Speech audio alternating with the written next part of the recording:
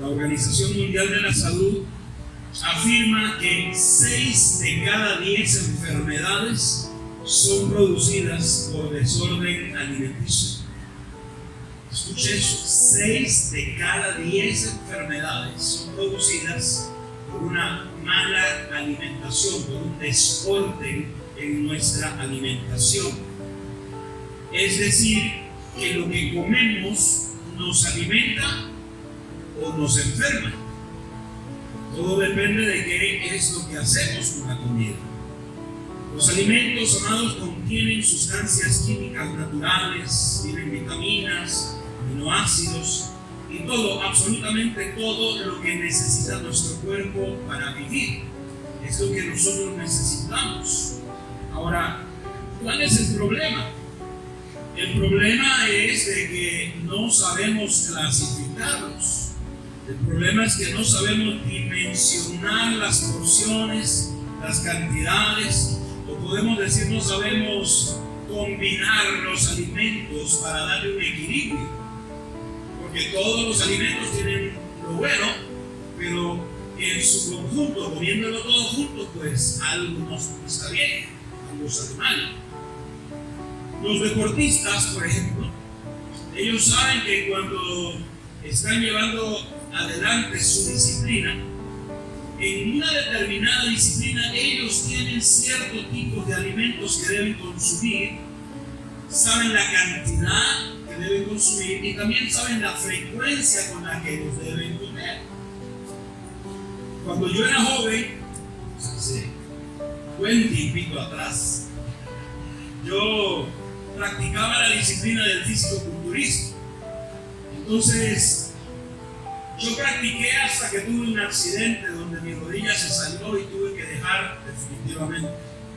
Pero en mis años mozos llegué a ser campeón de fisicoculturismo, un campeonato de apertura en Montero. Pero aquella vez era complicado porque yo tenía que consumir aminoácidos, tenía que consumir vitaminas, tenía que pasar de 3 a 4 horas en el gimnasio y tenía que comer comidas 6 veces al día. Así que un día recuerdo que mi padre me dijo: ese es tu vicio, ese es tu problema, yo no estoy para darte para que tragué tanto, porque comía pero como hermano. Tenía que comerme por lo menos una pechuga de pollo por día, porque cuando arranqué yo no era más gordito que mi hijo Samuel, así de delgadito era. Así que yo dije, tengo que crear un físico, ¿no? Y de pronto empezamos ahí y bueno, tenía que echarle duro porque así la disciplina lo establecía. Entonces llegué a obtener un buen físico, llegué a ganar un campeonato y emocionado por irme al campeonato nacional. Bueno, tuve una complicación, me lastimé la rodilla y hasta ahí fue mi sueño. Se acabó el sueño, ¿no? Pero a lo que me refiero es que para esa disciplina, en ese momento yo tenía que comer grandes cantidades de carbohidratos, tenía que comer muchas proteínas, tenía que comer aminoácidos y no era inyecciones, no, era comida. Y tenía que haber, porque la disciplina así lo determinaba. Sin embargo, ese tipo de alimentación es totalmente distinta, por ejemplo, para los que practican fútbol o para los que practican natación, porque cada disciplina tiene su propia alimentación.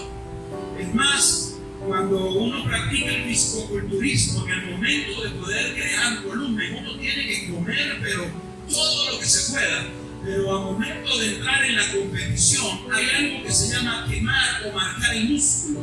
Entonces uno tiene que pasar un proceso de dieta a punta de lechuguitas y ensaladitas un buen tiempo para poder definir y que esos músculos se marquen. No son pinturas, hermanos, son de verdad. Usted los ve en la tele y dice, esa es pintura. No, es de verdad, pero el esfuerzo que se hace para conseguir eso es bastante fuerte y tiene que ver con la alimentación y el ejercicio que se realiza. Entonces, las distintas disciplinas van a dar distintos resultados de acuerdo al deporte, pero tiene que ver con la alimentación. Digan conmigo, la alimentación es muy importante. Entonces, cuando nosotros hablamos ya no de un deportista, sino de gente común y corriente como nosotros. Porque el mayor deporte que hacemos para bíceps es alzar la cuchara y a la boca, ¿no es? El buen ejercicio que hacemos, ¿no? Bueno, a las 12. Y entonces, en condiciones normales, la dieta balanceada debería contener un 50% de verduras. Estamos hablando de un plato, la mitad, el 50% del plato debería tener, ¿qué cosa? Verduras. ¿Por qué hace eso, carajito? Hay varios ahí. Pero en una condición normal dice que se debe tener el 50% de verduras, el 25% de carbohidratos, o sea, ya sea papa, ya sea arroz, ya sea yuca, no los tres juntos. Y el otro 25% debería ser la proteína, que quiere decir las carnes, ya sea pescado, pollo, carne roja, chanchito. Eso en condiciones normales, sin necesidad de tener alguna disciplina deportiva. Así debería ser nuestra alimentación para mantenernos saludables, hacer un poco de ejercicio, caminar y mantenernos saludables. Sin embargo, amados, ese tipo de alimentos no es a lo que estamos acostumbrados, ¿no es cierto? Por lo general estamos alimentados por las frituras, por todo tipo de grasas, hamburguesitas, pollito a la braster servido con arroz, con papitas, con plátano frito, con fideitos. ¿Ah? ¿Sí o no? Y para no atorarse, su Coca-Cola. ¿Ah? Porque si no, tranca pecho. ¿Ah? Bárbaro. Entonces, no estamos alimentando correctamente nuestro cuerpo. Desde luego que de vez en cuando darse el gustito de comer algo así, podemos hacerlo, pero el problema es que nosotros estamos al revés. Y en lugar de una vez al mes comer así desordenadamente, una vez al mes comemos ordenadamente. ¿Ah? Una vez al mes nos sentimos light, ¿no? Para estas fiestas de Navidad, para que me entre el vestido, una semana de lechuguita. ¿Ah? Y así, o para algún acontecimiento, recién hacemos el esfuerzo y no nos estamos alimentando de la forma correcta. Y a veces lo que trabaja en nosotros es simplemente el peso de conciencia. Ahora, te das cuenta que cuando la persona se enferma, por lo general, hablamos de enfermedades que tienen que ver con la alimentación. Vamos a hablar, por ejemplo, de la vesícula. Cuando alguien se enferma de la vesícula, mucho más si le operan, si le hacen una cirugía, ¿qué es lo que hacen cuando pasó recientemente la cirugía? Chicos, no coman esa fritura, un veneno, no tomen soda, tomen agua. Porque le dolió, ¿no? Pero yo digo que es como el parto, hermano. Después que la mujer dio a luz, en ese momento se enoja con el marido, no lo quiere ni ver, no quiere saber, mira lo que me hiciste. Pero pasa un tiempito y ¿cuándo vamos a tener otro bebé? Digan, ¿no? Porque se olvidó. Y en la alimentación lo mismo, cuando la persona está mal de la vesícula, no coman eso, hace daño, y hace ahí todo su propaganda para alimentarse bien, pero ya cuando le pasó el dolor, vuelve el pollito, vuelve a las hamburguesas, vuelve a la soda, ¿no? Vuelve a las gaseosas. ¿Y eso por qué? Porque ha tenido malos hábitos alimenticios.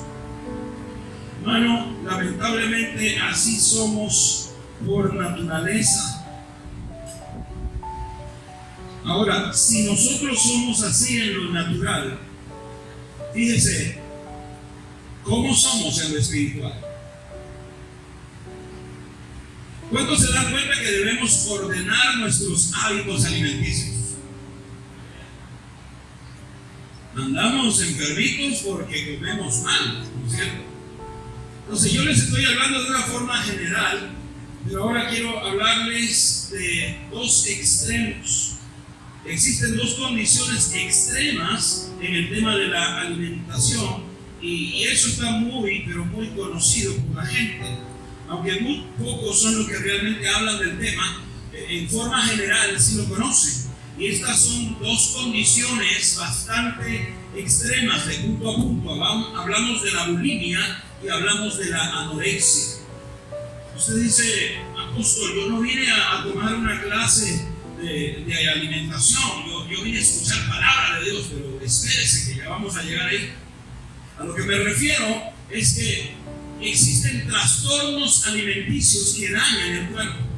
La bulimia, por ejemplo, es un trastorno alimenticio de origen neurótico que se caracteriza por periodos en los que la gente come compulsivamente. La bulimia hace que la gente coma y coma y coma y coma. Ay, estoy ansioso, la ansiedad me hace comer. Y a veces es el tema de la bulimia porque come compulsivamente, pero después de eso viene un periodo de culpabilidad, un periodo de malestar. ¿Y qué es lo que hace? Empieza a provocarse vómito para poder expulsar todo lo que comió por peso de conciencia. Entonces eso es una condición crónica, neurótica, y eso se llama ¿qué? Bulimia. Entonces la bulimia hace que la gente coma y después con el peso de culpa hasta el dedito ahí, ¿no? Para sacar todo lo que comió. Esa es la bulimia. Ahora está el otro extremo y ese es la anorexia. Es todo lo contrario. ¿Por qué? Porque también es un trastorno de origen neurótico, pero se caracteriza por el rechazo sistemático de los alimentos. Ya la gente no quiere comer, evita comer. No, ¿para qué? ¿Ya comiste? Sí, una galletita de agua. Pero son las 6 de la tarde y es lo único que comiste todo el día. Ajá, no necesito más, no tengo hambre. Y entonces viene ahí la anorexia y es la gente que también tiene el problema que aunque se ve en el espejo totalmente delgada, así mismo se ve gordo y dice, no tengo que dejar de comer porque estoy gordo. Subí 1 milímetro, imagínate, no me va a entrar el pantalón. Y entonces dice, tengo que dejar de comer. Y eso es, vuelvo a repetir, los grandes extremos. Ahora, con toda esta información, amados, yo quiero que puedas entender que así como sucede en lo físico, que la comida que comemos nos sana o nos enferma, exactamente igual sucede en lo espiritual. De la misma manera es en lo espiritual. Ahora yo te pregunto, ¿de qué estás alimentando tu espíritu? ¿De qué estás alimentando tu espíritu?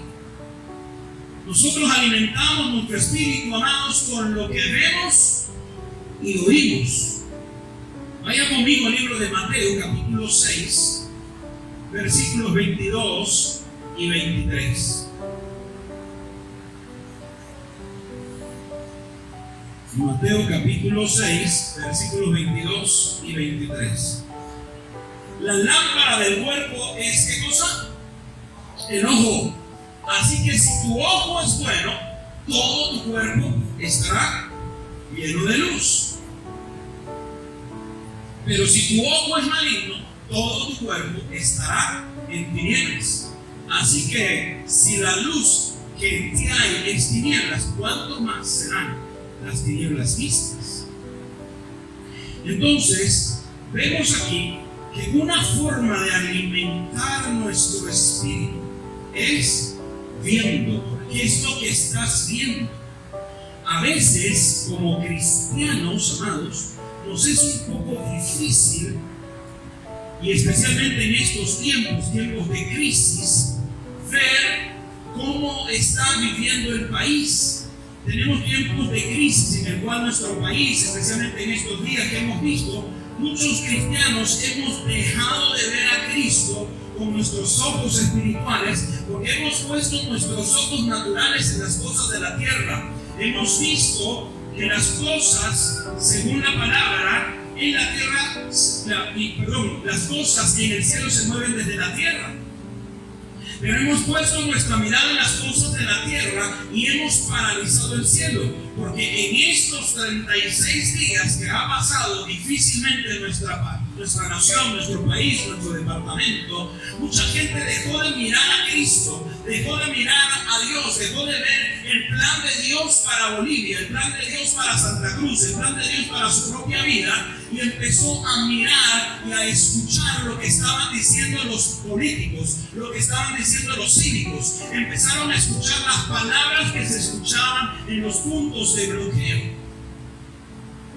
Por lo tanto, ¿qué es lo que estuvo alimentándose tu espíritu? Nuestra vida, amados, debe oler más a cielo que a tierra. Parece que no me lo escuchaste. Nuestra vida debe oler más a cielo que a tierra. Pero no nos dejamos guiar por vista, sino que todo lo que vemos tiene que ser bueno. ¿Por qué? Porque tenemos que mirar con los ojos de Cristo. Desde luego, la Biblia nos dice que si tu ojo está mal, o sea, si lo que estás mirando está equivocado, está mal, todo lo que está dentro luego queda contaminado. Nuestra vida debe oler más a cielo que a tierra, pero lamentablemente nos dejamos guiar por vista. Y por eso es que mucha gente cristiana ha sido contaminada. Algunos les he escrito, a otros les he llamado en este tiempo. No voy a dar el nombre, pero algunos a los que he escrito me dicen que estoy decepcionado de las autoridades. ¿Por qué tanto tiempo no podemos salir a trabajar? No podemos movernos libremente. Estoy molesto, estoy así, estoy así. Pese a que yo le decía, hey, tus ojos deben estar puestos en Cristo. Tus ojos deben estar puestos en el cielo, no en la tierra. Dios está en control de todas las cosas, pero la desesperación por ver, por alimentar su espíritu en una forma desordenada, hizo que la fe de muchos pueda bajar. Y sabes que no es de extrañarse que mucha gente vuelva hacia atrás, porque es un tiempo en el cual Dios está sirviendo su pueblo, su iglesia. ¿Y cómo se hace ese servir? Por medio de crisis, por medio de pruebas, por medio de problemas.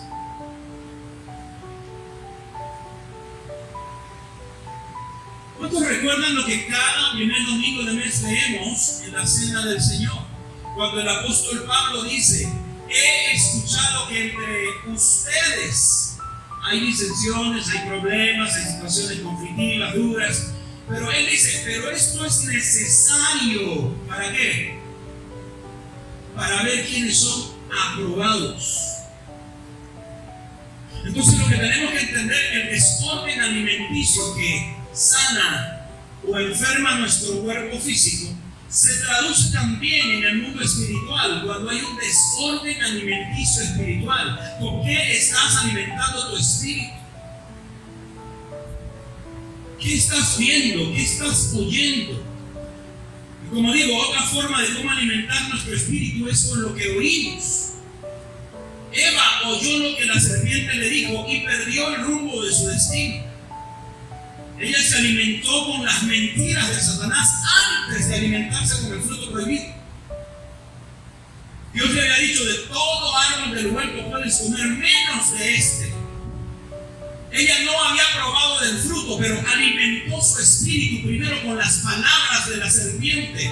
Porque Satanás entró en la serpiente y le dijo, con que esto, dijo Dios, es mentira. Él sabe que si ustedes comen de este fruto se van a volver como dioses. Y como Él es envidioso y quiere ser el único Dios, por eso no quiere que ustedes lo coman. Entonces ella, antes de tomar el fruto, alimentó su espíritu con las palabras que había oído.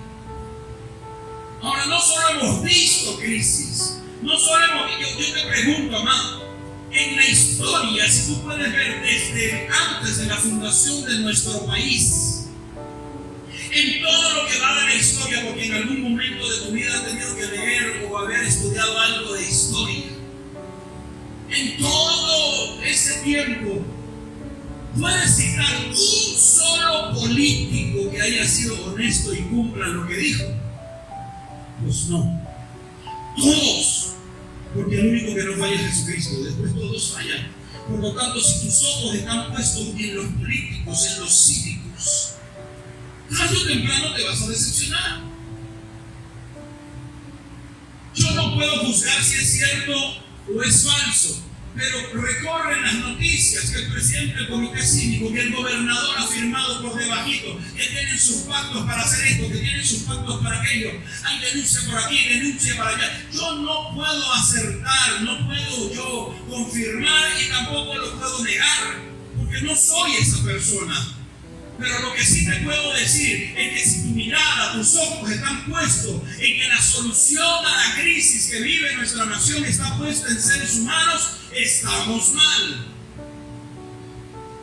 Porque la solución a las crisis no viene de parte de personas, sino viene de parte de Dios, que va a usar personas, sí, y puede usar al más corrupto, puede usar al más vil para poder transformar toda una nación. Está en su plena potestad, pero no puedes poner tus ojos y tus oídos en las crisis que se generan alrededor, porque ese desorden alimenticio espiritual te va a traer grandes consecuencias. Hola, ¿quedó alguien vivo? Hoy no solo vemos, sino que escuchamos mucho a la gente, a los políticos, a personas que no tienen una palabra de parte de Dios, y desechamos lo que Dios nos dice por medio de su palabra. Hay palabra profética de parte de Dios para esta nación, pero a veces decimos: ¿y en qué quedó la profecía? Mira lo que está pasando. Y estamos con los ojos puestos en la crisis. Se oye que viene fulano, mengano para hacer esto, y nos olvidamos de oír la palabra que Dios dio para esta nación. Estoy hablando del pueblo de Dios, estoy hablando de los cristianos, de los pastores que vivimos en esta tierra. Nos olvidamos de eso. ¿Por qué? Porque estamos teniendo un desorden alimenticio espiritual. Estamos alimentando nuestro espíritu con cosas equivocadas. Miramos las cosas con el filtro que nos ponemos para poder ver y oír equivocadamente. ¿Sabe que ayer me tomé un tiempo para ver una película? Es bastante antigua, es ilustrativa, pero quiero compartirte un poquito. Si tú puedes, búscala después. La película se llama Malcolm X. Es cortita, 3 horas y media dura nada más. Entonces te vas a divertir. Malcolm X es con Denzel Washington cuando era flaco y joven. Resulta, amados, que en esta película este hombre es un hombre de color que sufrió desde su niñez. El gobierno, que en aquel entonces obviamente era, voy a decirle, liderado por gente de tez blanca, determinó de que ellos, siendo negros, no tenían la capacidad de sostener su hogar. Era el papá, la mamá y 6 hijos. Y de pronto el gobierno dijo: ¿sabe qué? Nosotros creemos que usted no tiene la capacidad para sostener a su familia, así que se los vamos a quitar y los vamos a llevar a distintos lugares. Y el gobierno tomó la determinación de disgregar a esa familia, de arrancarlos y uno por uno a los hijos llevarlos a otros lugares. Y a este muchachito lo llevaron a un orfanato. Era el único muchachito de color en el orfanato.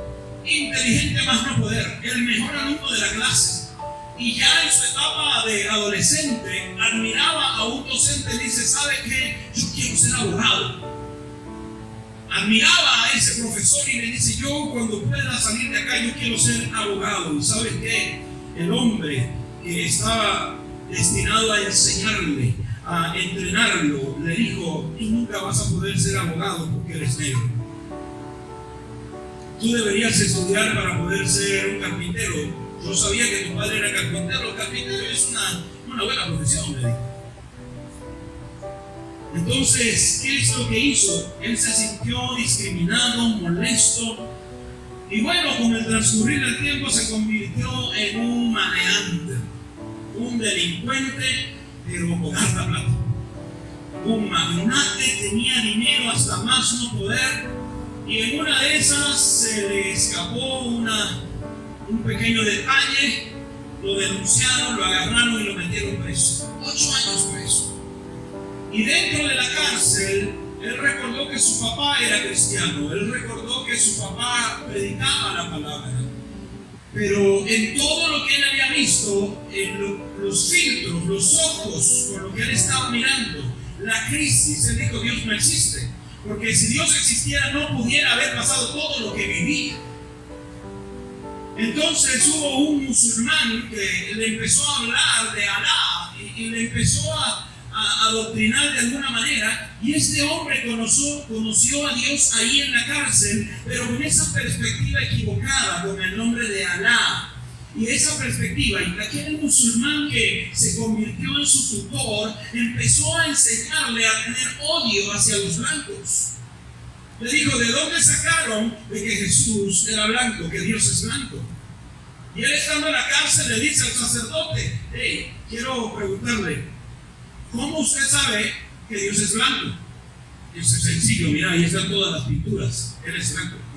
Y dice: no tenemos la certeza, porque según la Biblia dice que Jesús era hebreo, y los hebreos no son blancos, no son rubios, no tienen ojos verdes, no tienen ojos celestes. ¿Cómo puede ser un Cristo de ojos celestes, rubio y blanco, si es otra realidad? Y ahí empezó hasta que salió de la cárcel. Entonces fue instruido por lo que vio y oyó en una forma totalmente equivocada. Ahora, su vida dio un giro cuando, saliendo de la cárcel, él conoció a su discipulador, porque este hombre le escribía cartas y lo motivó y lo llevó a conocer a ese Dios, pero con ese filtro, con esa mirada. Y cuando él sale, admira tanto a su líder que le jura lealtad y quiere ayudarle. Y entonces, como ve el potencial, la inteligencia, la sabiduría que tenía este muchacho, empieza a usarlo, y a través de usarlo a él, el tipo se llenaba los bolsillos. Él logra formar su hogar y no tiene más que una sola ropa, apenas para comer, pero el líder estaba magnate, lleno de dinero. Y cuando vio que este varón, Malcolm X, estaba surgiendo y lideraba multitudes, vio que había un gran peligro y dijo: este está como para que me serruche el piso, así que vamos a exterminarlo. Y mandó a matarlo.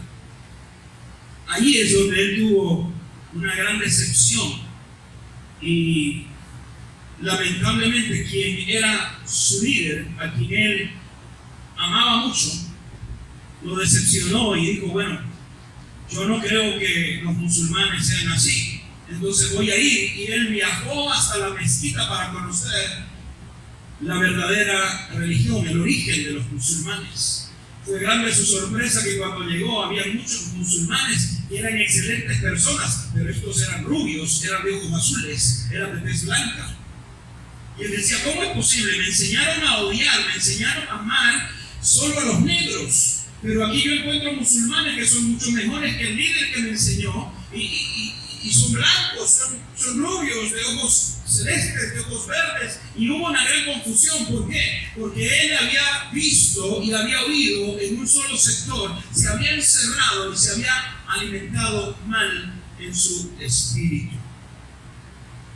O sea, este hombre había perdido muchos años de su vida sirviendo e idolatrando a un hombre que solo lo usaba, pero en realidad nunca había conocido verdaderamente a Cristo y sus enseñanzas. ¿Usaba la Biblia? Desde luego que sí. Él predicaba y llegó a ganar tanta gente usando la palabra de Dios, enseñando la vida de David, enseñando la vida de Salomón, enseñando la vida de tantos líderes que están dentro de las Escrituras. Pero el poder ver que él estaba equivocado le llevó a buscar un nuevo alimento, porque el alimento espiritual que había recibido hasta aquel entonces fue malo. Por eso te pregunto nuevamente: ¿de qué estás alimentando tu espíritu? ¿De qué estás alimentando tu espíritu? ¿De lo que ves por la calle, de lo que oyes por la calle? ¿Qué has hecho en estos 36 días? ¿Has buscado a Dios? ¿Has leído la Biblia? Porque algunos de repente estaban más afanados de que tengo que pagar el banco, tengo que pagar el alquiler, tengo que pagar la luz, tengo que pagar aquí, no puedo trabajar, no me dejan, que estoy aquí, estoy allá. Y tu conexión con Dios, el alimento que tú necesitabas. No quiero que levantes la mano ni que digas nada, pero te hago la pregunta: ¿estás tan fuerte espiritualmente como cuando empezó el paro, o sientes que te has debilitado? Porque necesitamos entender de que el alimento espiritual debe ser bueno.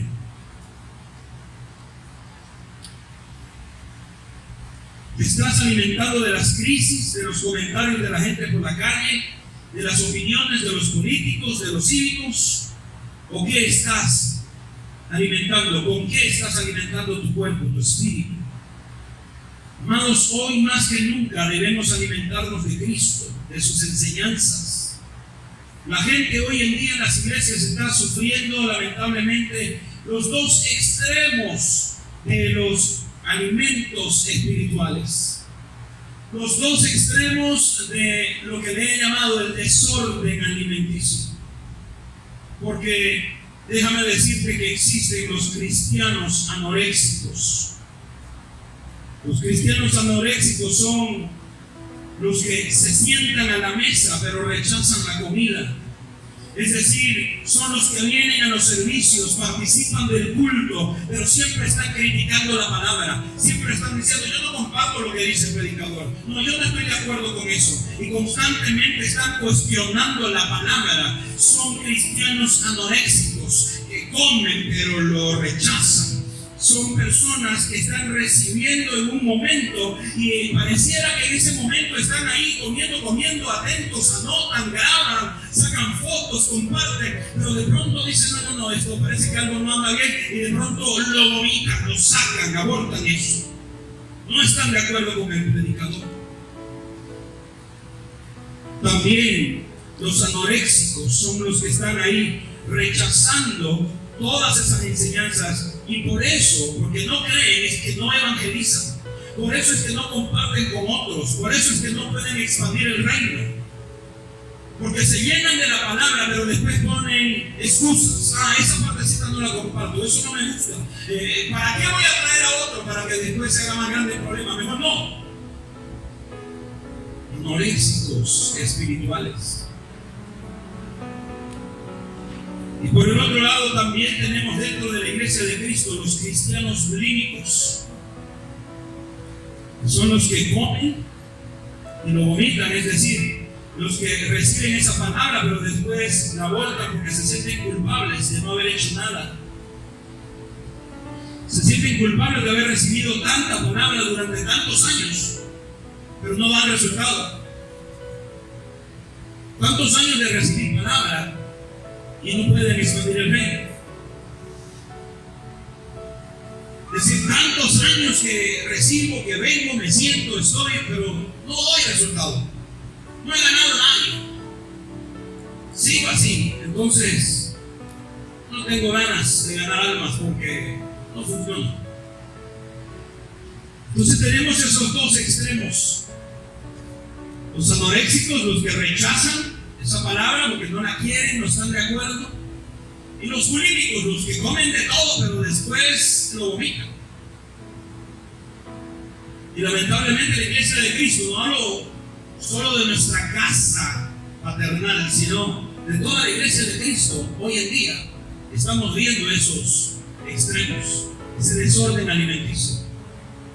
Por eso el reino no está creciendo, no se está expandiendo, no se puede ganar almas. Yo quiero terminar esta enseñanza leyendo al rey David en el Salmo 45, versículos 1 al 6.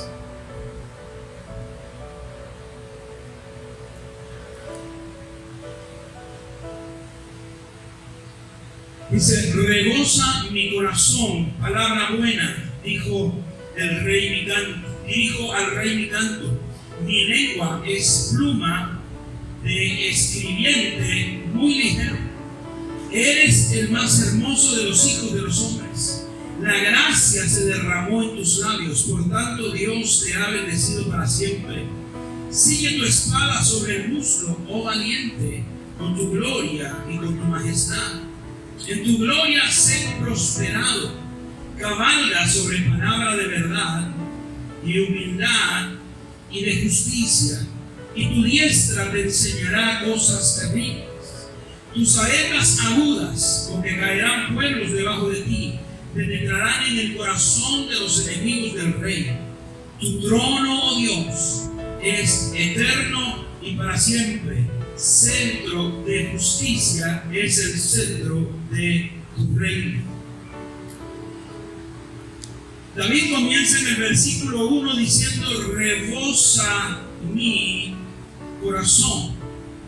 Y esta palabra rebosa significa estar muy lleno de algo hasta el punto de sobrepasar sus bordes, de sobrepasar el límite.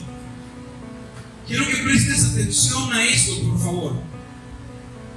Alza tu mirada a este lugar aquí al frente y mira. Este vaso está totalmente vacío.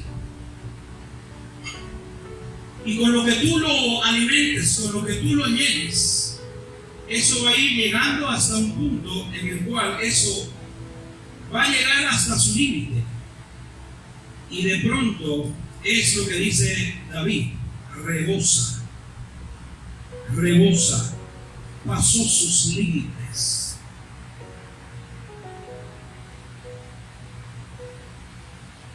El rebosar afecta todo tu entorno. ¿De qué está rebosando tu espíritu? ¿De qué lo has estado alimentando?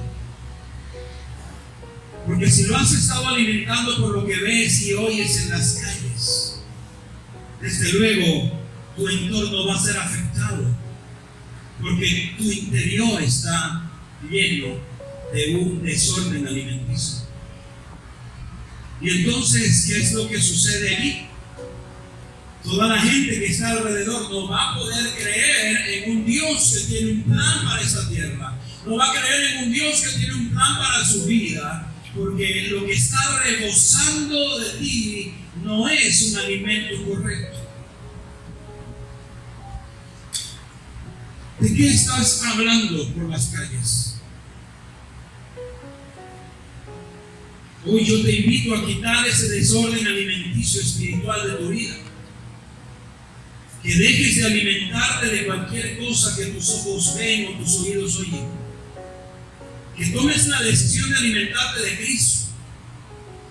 Porque necesitas rebosar y expandir el reino de Dios. Hemos recibido de parte de Dios una orden, no es una sugerencia, es una orden de trabajar en el evangelismo por 70 semanas. Y esas 70 semanas se cumplen el 30 de abril del 2024. Entonces tenemos mucho tiempo, pero ¿cómo vamos a rebosar? ¿De qué vamos a dar? ¿Cómo vamos a afectar el entorno? Pues nuestros ojos deben volverse a Cristo. ¿Hay problemas? Sí, nadie lo va a negar. ¿Voy a tener situaciones difíciles? Sí, las vamos a tener. ¿Será que voy a tener complicaciones en mi casa, mi economía, mis relaciones? Sí, las vas a tener. La vida sigue igual. El enemigo va a seguir atacando. Satanás va a seguir haciendo su trabajo. Pero ¿de qué te vas a alimentar para rebosar? Depende de ti. Hoy, terminando el servicio, vas a tomar una decisión. ¿Qué vas a almorzar? ¿Te vas a ir otra vez a comer el pollito en la canasta con las papitas, el arroz, la salsa, la soda y todo lo que recibiste lo vas a vomitar? ¿O vas a tratar de empezar a ordenar desde lo más natural?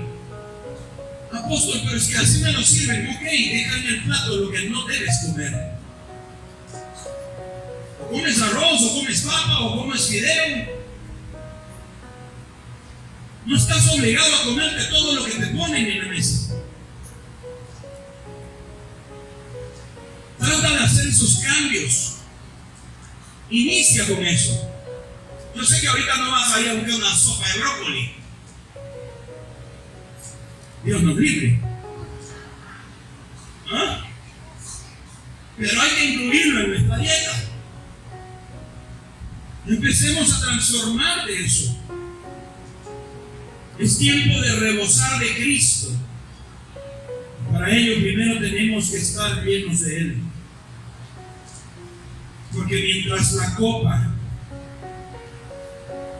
está vacía, cualquier cosa que tú le pongas la va a llenar.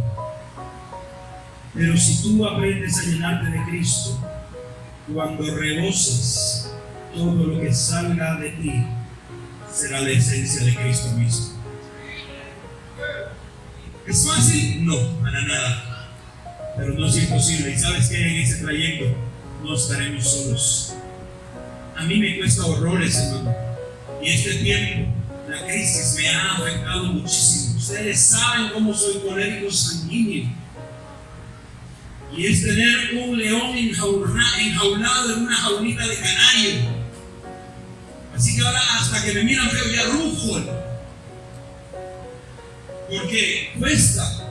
Pero cuando el Padre me hablaba de esta palabra, dije, Señor, perdón. ¿Por qué? Porque también estoy metido en medio de la crisis. No soy distinto a ti. Pero cuando Dios me habla y me muestra y me dice, tienes que alimentarte más de mí que de lo de afuera para rebosar, digo, amén, Señor, me toca romper paradigmas, me toca romper pensamientos y nos toca hacer cambios. ¿A quién le es fácil cambiar? Enséñeme, por favor. Porque si fuera fácil, así de sencillo cambiar, creo que ya todos estaríamos con el Señor. Los cambios no son sencillos, pero tampoco son imposibles. Dispongámonos ahora a poder hacer esos cambios.